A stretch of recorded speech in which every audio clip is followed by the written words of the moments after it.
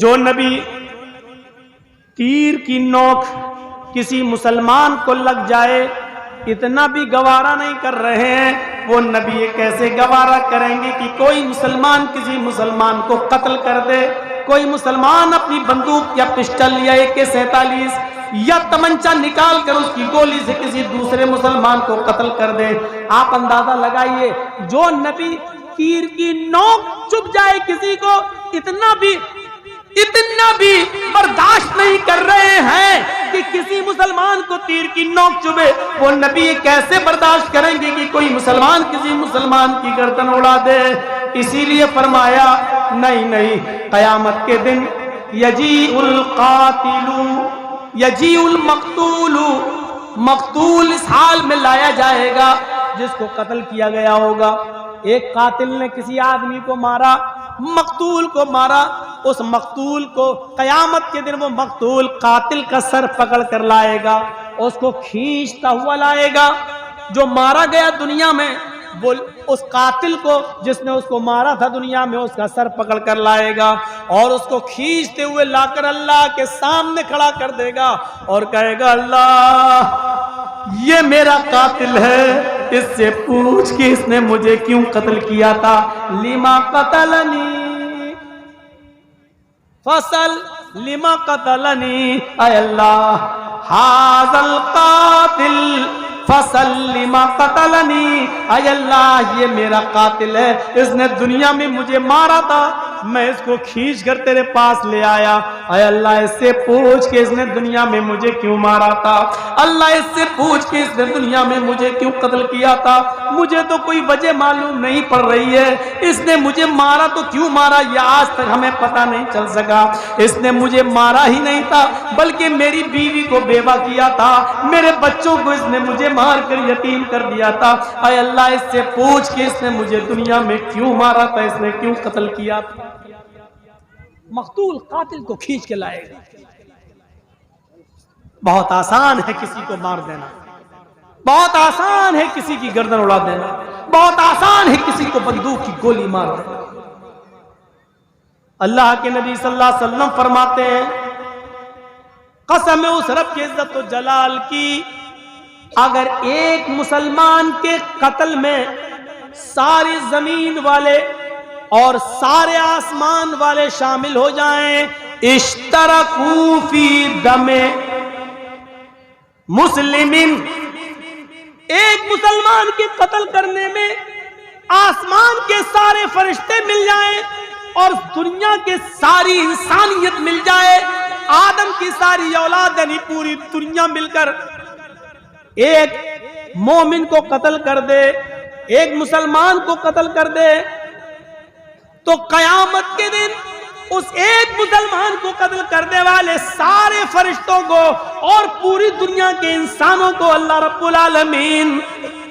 لاکب اللہ النار، اللہ رب العالمین اوندے منہ جہنم کے اندر ڈال دے گا۔ اللہ رب العالمین یہ نہیں دیکھے گا کہ اس کو قتل کرنے والے فرشتے ہیں اور دنیا میں ساری دنیا کے لوگ ہیں، اللہ پوری دنیا انسانیت کو اور آسمان کے سارے فرشتوں کو بھی جہنم کے اندر ڈال دے گا اگر وہ ایک مسلمان کے قتل میں شریک ہے تو۔ ایک مسلمان کی عزت و احترام یہ ہے اللہ کی نظر میں کہ اگر ایک مسلمان کو قتل کرنے کے لیے آسمان کے سارے فرشتے بھی مل جائیں اور پوری دنیا کے انسان مل جائیں اور سب نے مل کر ایک مسلمان کو مارا تو اللہ کہہ رہا ہے کہ میں سارے فرشتوں کو بھی جہنم میں ڈال دوں گا اور ساری انسانیت کو بھی جہنم میں پھینک دوں گا، ڈھکیل دوں گا، یہ نہیں دیکھوں گا ایک مسلمان ہی تو مرا ہے۔ ایک مسلمان کا احترام اللہ کی نظر میں یہ ہے، ایک مسلمان کی قدر اور اس کی منزلت اللہ کی نظر میں یہ ہے۔ ہم ابھی ہیں کہاں؟ کتنا آسان ہے ماں کی گالی دے دینا، کتنا آسان ہے کسی مسلمان کو بہن کی گالی دے دینا، کتنا آسان ہے کسی مسلمان کو اس کی بیٹی کی گالی دے دینا، کتنا آسان ہے اس کے اوپر جھوٹ اور تہمت لگانا اور الزامات کے کیا انبار لگا دینا، بہت آسان ہے، لیکن ایک مسلمان کی عزت و آبرو کتنی ہے اس کا احساس ہمیں نہیں ہوتا ہے۔ اللہ کے رسول نے رحمت سے رحمت فرمایا جب تم بستر پر سونے کے لیے جاؤ، جب تم بستر پر سونے کے لیے جاؤ تم اپنے بستر پہ سونے کے لیے جاؤ، وَطْفِ مِصْبَاحَكَ، ابو داؤد اور سنن نسائی کے الفاظ ہیں، تو اپنے گھر کی بتی، چراغ کو بجھا دیا کرو۔ جو لوگ لائٹ جلا کے سوتے ہیں، سن لو اللہ کے رسول نے ادھر بھی حدیث رہنمائی فرما دی ہے، وَطْفِ مِصْبَاحَكَ، جب تم بستر پہ سونے جاؤ تو تم چراغ بجھا دیا کرو۔ اللہ کے رسول کے زمانے میں ایک ایسا ہوا کہ پہلے کچے مکان ہوا کرتے تھے، جھاڑ پھوس کے بھی مکان ہوا کرتے تھے، تو ایک صحابی کے گھر میں چراغ جل رہا تھا، ایک چوہیا آئی، چوہیا، اور اس نے چراغ کی بتی کو کھینچ لیا اپنے دانتوں سے، اور کھینچتی ہوئی لے گئی اور گھر کے کونے میں اس نے ڈال دیا۔ اس نے آگ پکڑ لی اور پورا گھر جل گیا، اور اس صحابی کے بیوی اور بچے بھی اس آگ میں جل گئے۔ اللہ کے نبی کو جب اس کی اطلاع ملی تو آپ نے حکم نافذ فرمایا کہ جب تم بستر پہ سونے جایا کرو،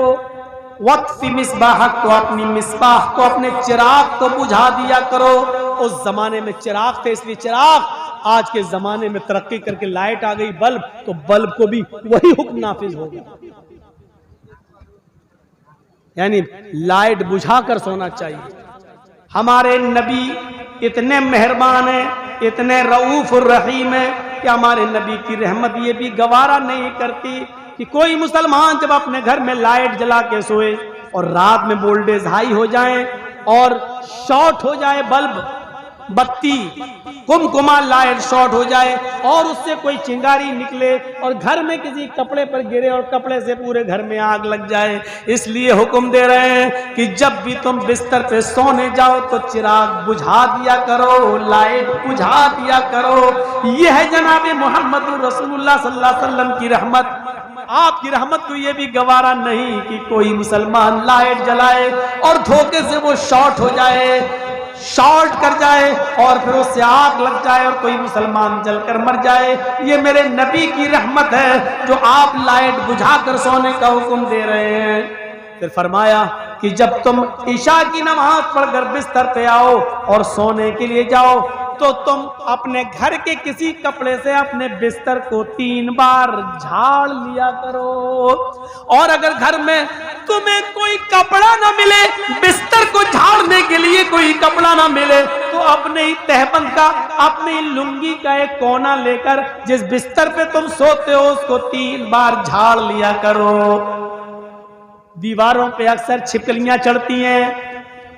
خطرناک جانور بھی کبھی کبھی گھر میں آ جاتے ہیں۔ عشاء کی نماز کا وقت بڑا عجیب ہوتا ہے، آدمی نماز پڑھ کے آیا، لائٹ بجھایا، سو گیا، بستر پہ پڑ گیا، چلا گیا، اس نے اندھیرے میں دیکھا نہیں کہ اس پہ چھپکلی پڑی ہے یا کوئی بچھو پڑا ہے یا کوئی خطرناک جانور ہے، اور وہ اندھیرا کر کے بستر پر لیٹ گیا اور اس زہریلے جانور نے اس کو ڈنک مار دیا اور اس کے زہر سے وہ مر گیا۔ اس لیے فرمایا کہ جب بستر پہ سونے جاؤ تو لائٹ بجھانے سے پہلے اس بستر کو 3 بار جھاڑ لیا کرو، 3 بار جھاڑ لو،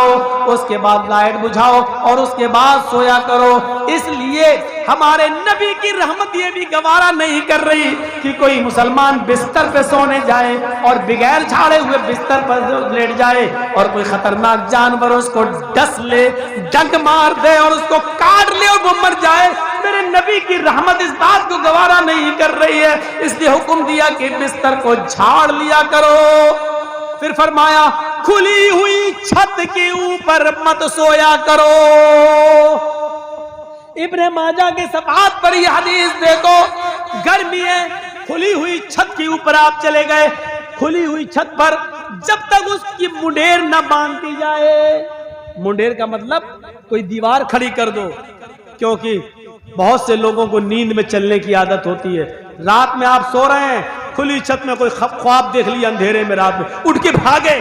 اور وہاں منڈیر ہی نہیں ہے، چھت سے گرے نیچے، 3ری منزل کے نیچے آئے اور سر پھٹ گیا اور مر گئے۔ اس لیے فرمایا کہ سنو، جو آدمی کھلی ہوئی چھت پہ سوتا ہے بریت ذمۃ اللہ و ذمۃ محمد، اللہ کی ذمہ داری اور محمد رسول اللہ کی ذمہ داری اس کے اوپر سے بری ہے، میں بری ہوں، میں اس کا کوئی ذمہ دار نہیں ہوں، یعنی وہ اپنی موت کا خود ذمہ دار ہے۔ یعنی صاف طور پر منع کر رہے ہیں کہ کھلی ہوئی چھت پر مت سوئیے، اور سونا ہی ہے تو چھت کی مڈیر باندھ دو، اتنی اونچی اونچی دیواریں کر دو کہ اگر تم رات میں اٹھ کر چلو بھی تو کم سے کم نیچے نہ گرنے پاؤ، اور دیوار سے تم رک جاؤ، مڈیر سے تم رک جاؤ۔ کھلی ہوئی چھت پر سونے سے منع کر دیا۔ اللہ کے نبی صلی اللہ علیہ وسلم نے، میرے نبی کی رحمت کو یہ بھی گوارا نہیں ہے کہ کوئی مسلمان کھلی ہوئی چھت پہ سو رہا ہو اور رات میں اٹھے اور نیند میں چل دے یا ڈراؤنا خواب دیکھ لے اور بھاگے اور نیچے گر کے مر جائے۔ میرے نبی کی رحمت اس بات کو گوارا نہیں کر رہی ہے۔ لقد جاءكم رسول من انفسكم عزيز عليه ما عنتم حريص عليكم بالمؤمنين الرؤوف الرحيم۔ مومنوں کے لیے وہ خاص مہربان ہیں۔ میرے بھائیوں، یہ پونے دو گھنٹے کی تقریر تھی میری جو میں نے آپ کے سامنے رکھا، نبی اکرم کی رحمت مسلمانوں کے ساتھ۔ امید کرتا ہوں کہ انشاءاللہ نبی اکرم کی اس رحمت بھری زندگی سے ہم کو سیکھیں گے اور ہم اپنے نبی کے بتائے ہوئے طریقے پر چلنے کی کوشش کریں گے۔ ہم اللہ سے دعا کرتے ہیں کہ بار الہ جب تک تو ہمیں زندہ رکھ، اسلام پہ زندہ رکھنا، اور جب ہمارا خاتمہ ہو تو ایمان پر ہمارا خاتمہ فرمانا۔ بار الہ جو بیمار ہیں ان کو شفائے کاملہ اور عاجلہ عطا فرما، جو ہاسپٹلز میں ایڈمٹ ہیں ان کی دواؤں میں صحت و تندرستی کوٹ کوٹ کے بھر دے۔ اے اللہ، جو انتقال فرما کر تیری رحمت کو پیارے ہو چکے ہیں ان کی قبر کو نور سے بھر دے۔ اے اللہ، ہم تجھ سے پھر یہ دعا کرتے ہیں کہ ہمیں جب تک زندگی دے اسلام پر دے، اور خاتمہ ہو تو ایمان پر ہمارا خاتمہ فرمانا۔ وما علینا الا البلاغ المبین، وآخر دعوانا ان الحمد للہ رب العالمین۔ السلام علیکم ورحمۃ اللہ وبرکاتہ۔